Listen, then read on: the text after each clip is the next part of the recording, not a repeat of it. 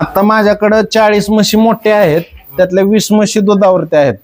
तर माझं एक साधारण 310 ते 320 लिटर दूध आहे रोजचं. माझ्याकडं 12 लिटर कमीत कमी आणि हायेस्ट 25 लिटर दूध देणाऱ्या म्हशी आहेत. धारा साधारण 5.5-6 पर्यंत धारा होत्यात. धारा झाल्यानंतर मुक्त गोटा केलाय. मुक्त गोट्यामध्ये म्हशी सोडल्या जातात. मी आज 10 म्हशीवरून 40 म्हशी केलेल्या आहेत आणि 20 स्वतः घरच्या रेड्या तयार केलेल्या आहेत. असं टोटल माझ्याकडे 60 जनावर आता तयार झालेले आहेत.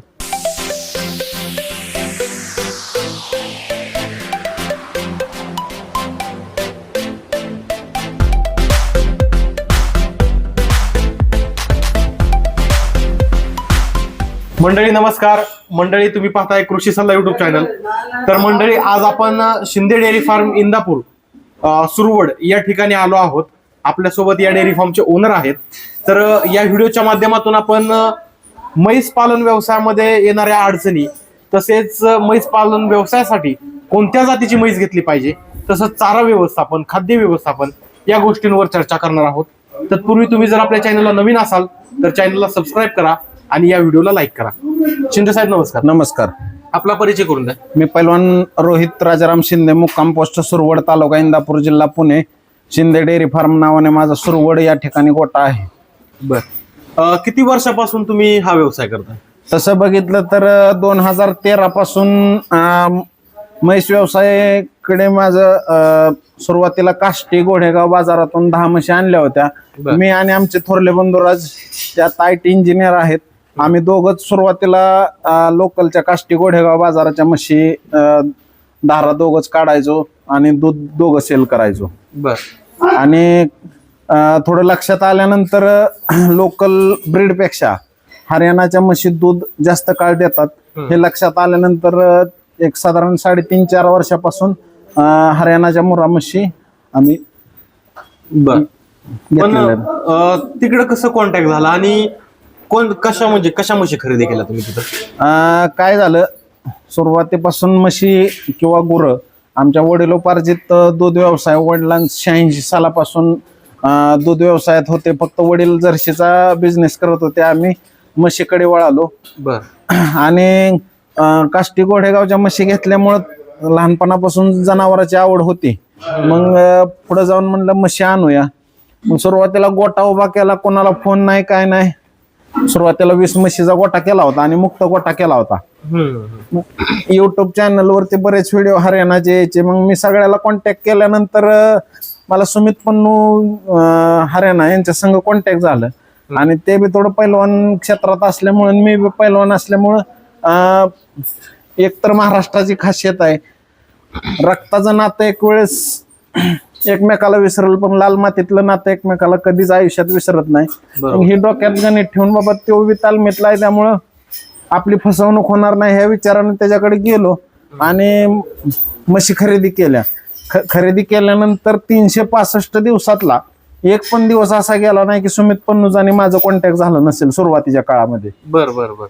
गोटा सेट करण्यामध्ये मला त्यानं भरपूर मदत केली आणि मी आज 10 म्हशीवरून 40 म्हशी केलेल्या आहेत आणि 20 स्वतः घरच्या रेड्या तयार केलेल्या आहेत. असं टोटल माझ्याकडे 60 जनावर आता तयार झालेले आहेत.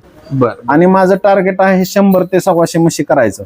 बर बर. हरियाणाला गेल्यानंतर तिथं म्हशी कशा खरेदी केल्या पाहिजे, काय लक्ष दिलं पाहिजे? आता काय लोकांचं म्हणणं काय, हरियाणाला गेलं म्हणजे फक्त रिंगच बघितली पाहिजे, त्याची रिंग शिंग गोल पाहिजे. नुसतं रिंग शिंग बघून उपयोग नाही. म्हशीचं दूध त्याचे शेतकऱ्याला जर विचारलं तर शेतकरी समजा वाढवून सांगतोय, पण 2 टाइम 3 टाइम तुम्ही धार काढून तिथं स्वतः बघितलं पाहिजे दूध किती देते. समजा सकाळी 8 लिटर दिलं, 5 वाजता धार काढली तर संध्याकाळी 5ला धार काढल्यानंतर तेवढंच दूध देते का? बर. दुसऱ्या दिवशी पण बघा तेवढंच दूध जर तेवढं आलं, मी म्हणतो थोडी तफावत येईल, 1 पावशेर अर्धा लिटर दुधाची, ह्याच्यापेक्षा तफावत जास्त येऊ शकत नाही.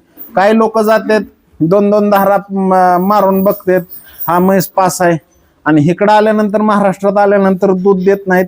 आता मला बऱ्याच काय झाले, मी मोफत ट्रेनिंग सेंटर चालू केलेलं आहे, त्यामुळे मला बऱ्याच लोकांचे फोन येतात म्हशी दूध देत नाहीत.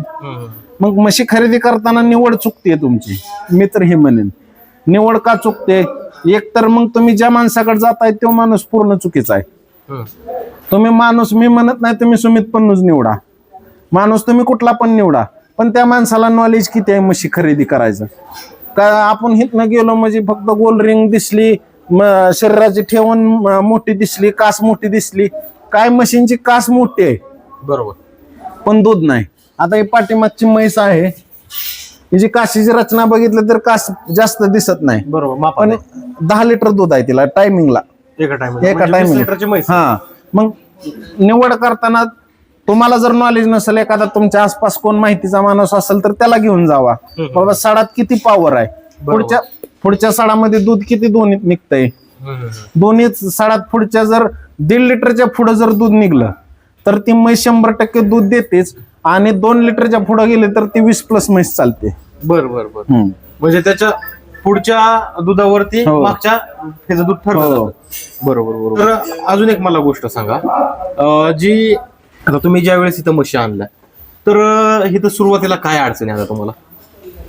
मला तर सुरुवातीला काय अडचणी अशी काय वाटली नाही, कारण सुमित पन्नूंनी मला सर्व्हिसच इतकी भारी दिली. सुरुवातीला गाडी बरोबर 2 लेबर आली होती त्यांची, तिथं जेवढं दूध बघितलं होतं तेवढं दूध मला इथं त्यांनी 8 दिवस 15 दिवस राहिले तेवढं दूध काढून दाखवलं. एक लेबर रिटर्न गेला आणि एक लेबर माझ्याकडे परमनंट राहिला, आणि तो वर्षानंतर परत गेला. बर बर. तर आता कसं चाललंय, गोट्याचं नियोजन कसं असतं तुमच्या? आता गोट्याचं नियोजन जर बघितलं तर सकाळी 2:30-3 ला काम चालू होतं. बर. सुरुवातीला लेबर उठल्यानंतर सगळं शेण घाण उचलून टाकलं जातं, मग सुका चारा टाकला जातो गव्हाचा काढ, त्यावरती सरकी पेंड आणि पॉवर बुस्टर हरभरा चुनी टाकली जाते.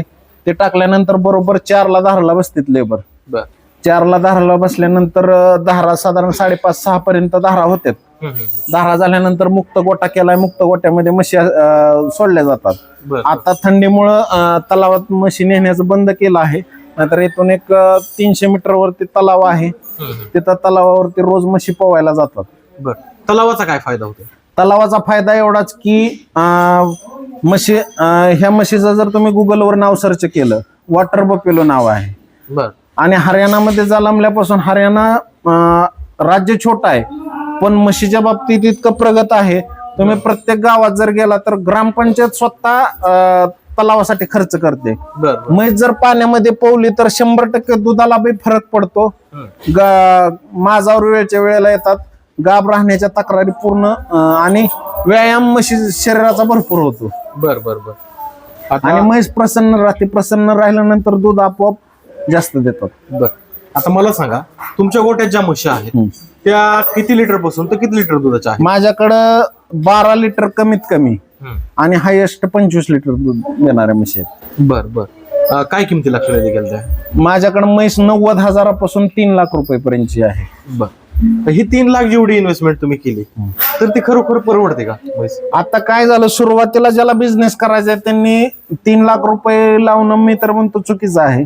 सुरुवातीला म्हशी घेताना मग लोकांनी ब्युटी न बघता म्हशीला दूध किती आहे, एखाद्या म्हशीचं शिंग वाकडा आहे म्हणून ती नको, आणि समजा तिला जर दूध जास्त असेल तर ती टाळणं मी तर चुकीचं म्हणेन. आपल्याला सुरुवातीला दुधाचा बिझनेस करायचा आहे म्हणजे नंतर आपल्याला प्रॉफिट कशातून आहे तर दुधातून. बरोबर. ब्युटीकडनं बघता दुधाकडे बघितलं पाहिजे आणि म्हशी खरेदी केल्या पाहिजेत. ज्यावेळेस तुम्ही 2-3 वर्षानंतर पूर्ण स्टेबल होचाल त्यावेळेस मग एखादी 1, 2, 4 म्हशी ब्रीड साठी मोठ्या किमतीच्या तुम्ही घेऊ शकता. बर बर बर. आता ज्या तुमच्या गोट्यामध्ये नियोजन चालतं, खाद्याचं असू द्या, चाऱ्याचं असू द्या, ते कसं चालतं?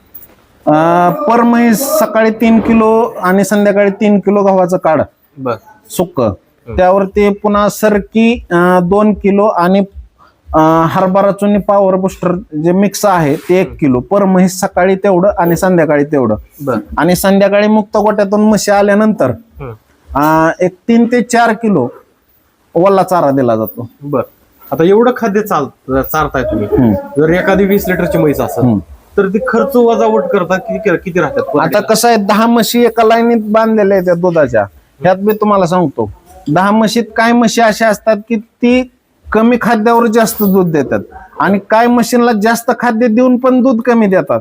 हे मालकाने थोडं ऑब्झर्वेशन केलं पाहिजे. लेबरचं काय असतंय, टाकला चारा, काढल्या धारा, लेबरला काय घेणं देणं नसतंय, दूध किती दिलं काय. मालकाने दोन्ही टाइम गोट्यावर लक्ष दिलं पाहिजे की बाबा म्हशी कुठली कमी खाते, कुठली जास्त खाते, कुठलीला पेंड कमी लागते. आता एखादी 20 लिटरची म्हैस आहे, तिला 2 किलो सरकीत बी भागतं आणि एखाद्या म्हशीला 3 किलो सरकी लागते. हे फक्त आता, आणि एखाद्या म्हशीला काय होतं, समजा 12-15 लिटर दूध आहे, पण ती पेंड समोर टाकलेला चारा राखते शिल्लक, आणि एखादी म्हैस कमी, तर तिचा चारा दुसरीकडे डायव्हर्ट करता आला पाहिजे. हे एवढं नॉलेज तरी मालकाला पाहिजे. बरोबर, म्हणजे सगळं लक्ष देऊनच इथं काम केलं पाहिजे. हे धंदाच असा आहे, तुम्ही जर नाही लक्ष दिला तर तुमचा धंदा लॉस मध्ये आहे. बर बर बर, म्हणजे काळजीपूर्वक काळजीपूर्वक. आता ब्रीडिंगचं काम कसं करता तुम्ही? ब्रीडिंगला तर आता आपण रेडा आणलेला आहे, आणि आता काय झालं, मी 3-4 वर्ष झालं तोच रेडा वापरतो. आता माझ्या त्या रेड्याची पैदास जे खाली कटड्या पारड्या तयार झाले ते ती लागवडीला आलेले आहेत. त्यामुळे मी आता रेडा चेंज करणार आहे. मी आता हरियाणाला माझं जाण्याचं नियोजन आहे. मी मला 4 लाख लागो 5 लाख लागो, टॉप क्वालिटीचा 8 दिवस 10 दिवस फिरून आईचं रेकॉर्ड, त्याच्या बापाचं रेकॉर्ड, सगळे रेकॉर्ड काढून मी टॉप क्वालिटीचा रेडा खरेदी करून घेऊन येणार आहे. आता माझ्याकडे 40 म्हशी मोठ्या आहेत, त्यातल्या 20 म्हशी दुधावरती आहेत. तर माझं एक साधारण 310 ते 320 लिटर दूध आहे रोजचं. बरोबर. आणि सकाळचं एक साधारण 70-80 लिटर पाऊच पॅकिंगने मी 70 रुपयाने दूध देतो.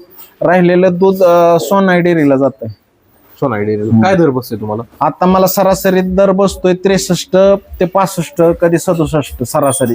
आणि पाऊच पॅकिंग जे विकताय त्याला 70 रुपयाने देतो. बर, साधारण किती फायदा राहतो या 40 म्हशी आणि 20 वगैरेचा खर्च वजावट करता? आता मी उघड तुम्हाला हिशोब 10 म्हशीचा सांगतो. 10 म्हशीत 130 लिटर काय 120 लिटर निघू द्या, 140 वरचं दूध निघलेलं आपलं नशीब म्हणायचं. 100 लिटर दूध धरा. टोटल खर्च पर म्हैस रोजचा, सुका चारा, सरकी, लेबर, अजून मेडिसिन काय असेल, 350 रुपये पर म्हैस रोजचा खर्च आहे. 10 लिटर दूध 60 रुपयाने धरा, 600 रुपयाचं दूध होतंय. 350 रुपये गेलं, 250 रुपये पर म्हैस रोजचं तुम्हाला नेट प्रॉफिट आहे. बरोबर. 10 म्हशी माग तुम्हाला 75,000 रुपये तर कुठेच गेले नाही. त्यातनं बी अजून 10,000 रुपये वजा करा, 65,000 रुपये तर नेट प्रॉफिट राहते. बरोबर. आता मला सांगा, एखाद्या म्हशीचं जास्त दूध काढायचं म्हटलं तर तिची काळजी कशी घेतली पाहिजे? गाभण असताना तिला तिचं कसं व्यवस्थापन केलं? आता तुम्ही जर बघितलं माझ्या गोट्यावरती काय म्हशी 20+ आहेत, तर म्हैस वेल्यापासून मी त्यांना एक दिवस सोडून डेली 100 मिली मोहरीचं तेल देतो. आणि गाभण काळामध्ये ज्यावेळेस म्हशी आटल्या जातात त्यावेळेस 7.5-8 महिन्याच्या म्हशी असतील तिथनं साधारण आठवड्याला 1 पावशेर तूप म्हशीला मी खायला घालतो. हरियाणा राज्य आपल्यापेक्षा प्रगत का झालं, ती तरी काय जन्मता शिकून आलेले आहेत असं बी नाही. आपण हरियाणाला जातोय म्हणजे फक्त म्हशी आणायला जायचं नाही, तिथलं ज्ञान लुटता आलं पाहिजे. बरोबर. आता एक उदाहरण सांगतो. माझ्याच गोट्यावर साधारण एक सातारा जिल्ह्यात एका गोट्यावर म्हशी आल्या होत्या. तिथं एक म्हैस आजारी होती. डॉक्टरने सांगितलं म्हैस मरल म्हणून, लोखंड खाल्लंय. मग म्हैस ते थोडे आध्यात्मिक असल्यामुळे ते म्हणले माझ्याकडं म्हैस जगणार नाही, माझ्या दारात मेली नाही पाहिजे, घेऊन जावा. म्हैस मी आणली. हरियाणातले मी सुमित शेट मार्फत एक जुने माणूस आहे, साधारण 70-75 वय असेल त्यांचं. त्यांच्या बरोबर मी चर्चा केल्यानंतर त्यांनी मला एक आयुर्वेदिक औषध सांगितलं. त्या औषधावरती म्हैस 8व्या-9व्या दिवशी क्लिअर झाली. बर बर बर. म्हणजे याच्यात पूर्ण माहिती असणं गरजेचं आहे. पहिलं काय डॉक्टर नव्हते, आयुर्वेदिक औषधावर बऱ्यापैकी चाललं. बरोबर बरोबर. आणि ते हरियाणा जास्त आहे आपल्यापेक्षा जास्त आहे. बरोबर आहे. आता तुम्हाला एक थोडक्यात आयुर्वेदिक औषधाचं सांगतो. एखादा म्हशीचा झार जर राहिला असेल तर आपल्यातली लोक काय करतात, डॉक्टरला बोलवायचं, झार काढून घ्यायचा. हरियाणामध्ये पद्धत वेगळी आहे.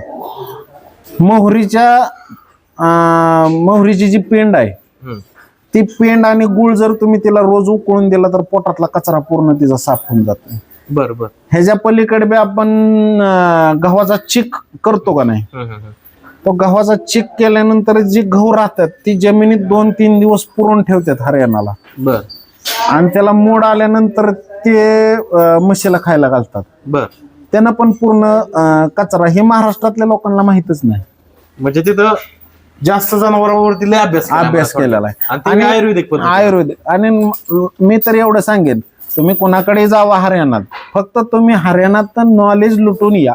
बरोबर. नुसतं जाऊन म्हशी गेलोय म्हशी घेऊन आलोय असं बी नाही. आणि दुसरी गोष्ट, सगळ्यात महत्वाचा मुद्दा, वरचीवर हरियाणात म्हशीच्या किमती भरमसाठ व्हायला लागलेल्या आहेत. तुम्ही स्वतः रेड्या तयार करा, रेड्यांवर लक्ष द्या, आपल्या घरच्या म्हशी तयार करा. एक काळ असा आला पाहिजे हरियाणातली लोक आपल्याकडे आली पाहिजेत की बाबा महाराष्ट्रात आमच्या म्हशी आम्हाला परत माघारी द्या. बोला तुम्ही ती रेड्या तयार केल्यात त्यातल्या काय तुमच्या विकायच्यात का? अशी वेळ आपण महाराष्ट्रात सगळ्यांनी मिळून आणली पाहिजे. राईट. तर मंडळी, अशा पद्धतीनं आपण या व्हिडिओच्या माध्यमातून माहिती बघितली. जर एक दूध व्यवसाय करायचा आहे तर आपल्याला परिपूर्ण त्याची माहिती असली पाहिजे, कारण आपला खर्च पण मोठा आहे. आणि ज्यांना कोणाला या व्यवसायामध्ये यायचंय तर त्यांनी पूर्ण अभ्यास करूनच आलं पाहिजे. आणि ज्या कोणाला शेतकऱ्यांना माहिती हवी आहे, आपल्याकडे फ्री मध्ये ट्रेनिंग सेंटर, आपण 2 दिवस राहावा, 4 दिवस राहावा, राहणं खाणं सगळं फ्री आहे. आणि आपले लेबर पासून, चाऱ्यापासून, जे कोणाला काय मदत असेल, एखादा, आता परवा मी रत्नागिरीला असाच एक मला फोन आला होता, लेबर पाहिजे, तर आपण रत्नागिरी पाकडे नांदेड, बिदर पर्यंत लेबर देण्याचं काम करतो. एखाद्याला लेबर दिला, त्या लेबरचा बी घराची उपजीविका भागते आणि मालक पण खुश होतोय. तेवढा दुआ आपल्याला लागतो. एवढं मी काम करतो. कोणाला जर मदत हवी असेल तर बिनधास्त या, शिंदे डेअरी फार्मला भेट द्या. कोणाला माहिती नॉलेज हवं असेल तर बिनाशुल्क आपल्याकडे राहण्याची खाण्याची सगळी सोय आहे. ठीक आहे. तर मंडळी, ज्यांना कोणाला माहिती म्हशी खरेदी करायची असतील तर तुम्ही स्क्रीनवर नंबर आहे त्या ठिकाणी संपर्क करा. काही अडचणी असेल तर कमेंट बॉक्समध्ये शेअर करा. आजच्या या व्हिडिओमध्ये इथेच थांबूयात. तोपर्यंत नमस्कार.